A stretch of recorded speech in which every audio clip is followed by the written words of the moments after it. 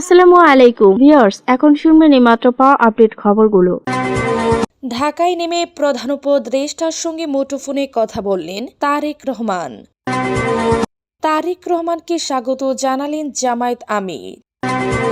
তারেক রহমানের আগমনে রাজনৈতিক শূন্যতা পূরণ হবে জানিয়েছেন শফিকুল আলম।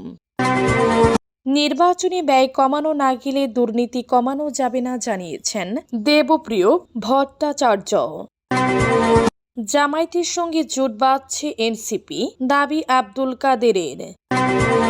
চাটখিলে নিষিদ্ধ ছাত্রলীগের হামলায় সাংবাদিকসহ আহত 2।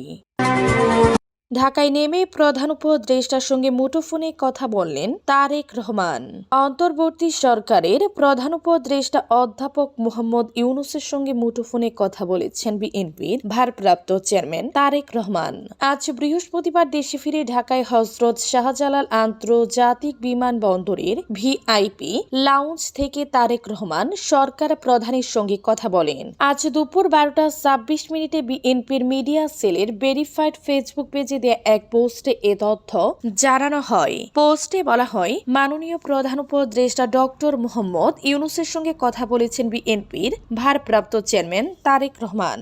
পোস্টে একটি ভিডিও যুক্ত করা হয়। ভিডিওতে দেখা যায় সোফায় বসে তারেক রহমান মুঠোফোনে কথা বলছেন। 17 বছরে নির্বাসিত জীবন কাটিয়ে আজ বাংলাদেশে ফিরেছেন তারেক রহমান। তাদের বহনকারী বিমান বাংলাদেশ এয়ারলাইন্সের ফ্লাইটটি যুক্তরাজ্যে লন্ডন থেকে সিলেটে আসে সকাল 9:56 সিলেটে যাত্রা বিরতি শেষে ফ্লাইটটি বেলা 11:49 ঢাকার হযরত শাহজালাল আন্তর্জাতিক বিমানবন্দরে অবতরণ করে। তারেক রহমানকে স্বাগত জানালেন জামায়াত আমির। বিএনপির ভারপ্রাপ্ত চেয়ারম্যান তারেক রহমান দেশে ফিরাই তাকে স্বাগত জানিয়েছেন বাংলাদেশ জামায়াতে ইসলামের আমির শফিকুর রহমান। আজ বৃহস্পতিবার বেলা 1:34 শফিকুর রহমান তার ভেরিফাইড ফেসবুক পেজে দেয়া এক পোস্টে তারেক রহমানকে স্বাগত জানান। শফিকুর রহমান তার পোস্টে লিখেছেন, জনাব তারেক রহমান সুপরিবারে সুস্বাগতম। যুক্তরাজ্যে 17 বছরে নির্বাসিত জীবন কাটিয়ে আজ বাংলাদেশে ফিরেছেন তারেক রহমান। তার সঙ্গে এসেছেন স্ত্রী জুবাইদা রহমান ও মেয়ে সাইমা রহমান। তাদের বহনকারী বিমান বাংলাদেশ এয়ারলাইন্সের ফ্লাইটটি যুক্তরাজ্যে লন্ডন থেকে সিলেটে আসে আজ সকাল 9:56 সিলেটে যাত্রা বিরতি শেষে ফ্লাইটটি বেলা 11:39 ঢাকার হযরত শাহজালাল আন্তর্জাতিক বিমানবন্দরে অবতরণ করে। দুপুর 12:35 দিকে তারেক রহমান বিমানবন্দরের ভিআইপি ফটক দিয়ে বের হয়ে গণসংবর্ধনা স্থলের দিকে রওনা হন।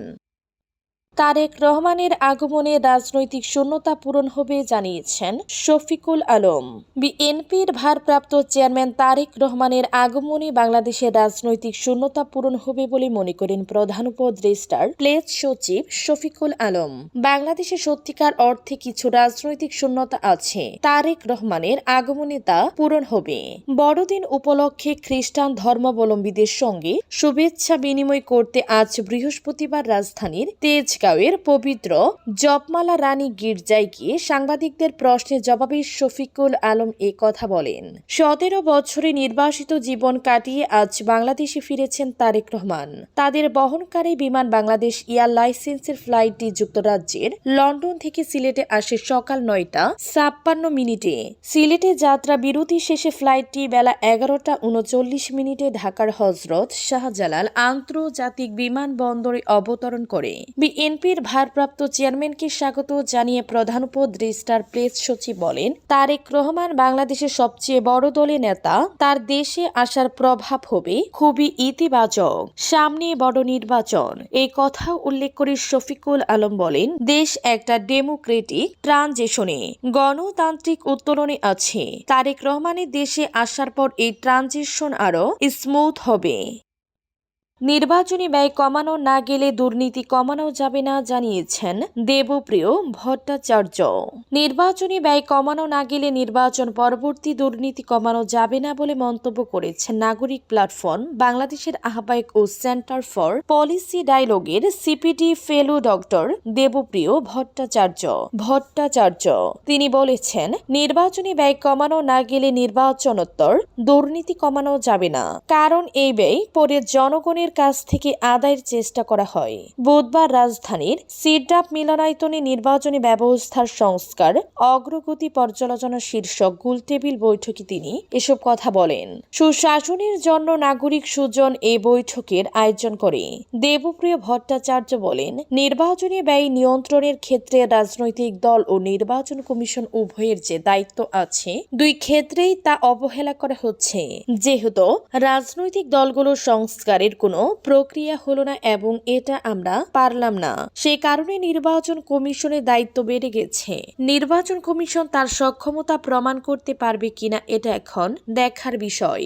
দেবপ্রিয় বলেন, নাগরিক প্ল্যাটফর্ম বাংলাদেশের পক্ষ থেকে রিফর ট্রাকার নামে একটি ডিজিটাল প্ল্যাটফর্ম চালু করা হয়েছে, যেখানে নির্বাচন, দুর্নীতি দমন, মিডিয়া ও শ্রম সহ 18টি ডোমেইনের সংস্কার কাজ পর্যবেক্ষণ করা হচ্ছে। জামায়াতের সঙ্গে জোট বাঁধছে এনসিপি, দাবি আব্দুল কাদেরের। জাতীয় নাগরিক পার্টি এনসিপি জামায়াতে ইসলামের সঙ্গে নির্বাচনী আসন সমঝোতায় যাচ্ছে বলে দাবি করেছেন জুলাই অভ্যুত্থানের অন্যতম নেতা বৈষম্য বিরোধী ছাত্র আন্দোলনের সাবেক সমন্বয়ক আব্দুল কাদের। আজ বৃহস্পতিবার সকালে এক ফেসবুক পোস্টে বলেছেন, সবকিছু ঠিক থাকলে আগামীকাল শুক্রবার এই জোটের ঘোষণা আসতে পারে। এ নিয়ে এনসিপির কোনো বক্তব্য তাৎক্ষণিকভাবে পাওয়া যায়নি। আব্দুল কাদেরের পোস্টের পর কথা বলছে এনসিপির আহ্বায়ক নাহিদ ইসলাম, সদস্য সচিব আক্তার হোসেন সহ শীর্ষ পর্যায়ের 5 জন নেতার মুঠোফোনে কল করা হলেও তারা সাড়া দেননি। জামায়াত ইসলামের কোনো প্রতিক্রিয়াও তাৎক্ষণিকভাবে পাওয়া যায়নি। আব্দুল কাদের এনসিপিতে আনুষ্ঠানিকভাবে যুক্ত না হলেও তার জুলাই অভ্যুত্থানের সহযোদ্ধারাই এ রাজনৈতিক দল গড়ে তোলেন। বৈষম্য বিরোধী ছাত্র আন্দোলনে তার মতোই সমন্বয়ক ছিলেন এনসিপির আহ্বায়ক নাহিদ ইসলাম সহ শীর্ষ নেতারা। গত সেপ্টেম্বরে অনুষ্ঠিত ডাকসু নির্বাচনে এনসিপি সমর্থিত প্যানেল থেকে ভিপি পদে প্রার্থী হয়েছিলেন আব্দুল কাদের। চাটখিলি নিষিদ্ধ ছাত্রলীগের হামলায় সাংবাদিক সহ আহত 2।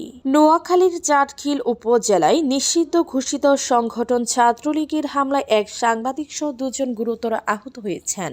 আহতরা হলেন চাটখিল উপজেলার লক্ষণপুর গ্রামের আবুল কাশিমের ছেলে প্রবাসী মনির হোসেন পটোয়ারি 44 এবং সাংবাদিক ফরিদ 35।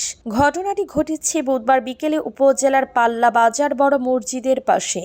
স্থানীয়দের বরাতে জানা যায়, ঘটনার পর স্থানীয় জনতা আহত মনির ও ফরিদকে উদ্ধার করে চাটখিল উপজেলা স্বাস্থ্য কমপ্লেক্সে নিয়ে যায়। এ সময় উপস্থিত জনতা আওয়ামী লীগ নেতা আবু তাহের 60 ও নিষিদ্ধ ঘোষিত ছাত্রলীগ ক্যাডার নাহিদ হাসান বাবুকে 32 আটক করে পুলিশে খবর দেন। পরে পুলিশ ঘটনাস্থলে পৌঁছে তাদের গ্রেফতার করে থানায় নিয়ে যায়। এই ঘটনায় মনির হোসেন পাটোয়ারি বাদী হয়ে বুধবার সন্ধ্যায় চাটখিল থানায় একটি লিখিত অভিযোগ দায়ের করেন। উল্লেখ করা হয়, মনির হোসেন পাটোয়ারি ঢাকা যাওয়ার উদ্দেশ্যে নিজ বাড়ি থেকে বের হয়ে পাল্লা বাজার বড় মসজিদের পাশে পৌঁছালে স্থানীয় কয়েকজনের সঙ্গে আলাপ আলোচনার সময় পূর্ব শত্রুতার জের ধরে নাহিদ হাসান বাবু 32, নীরব 25, আবু তাহের 60, তাজুল ইসলাম 55,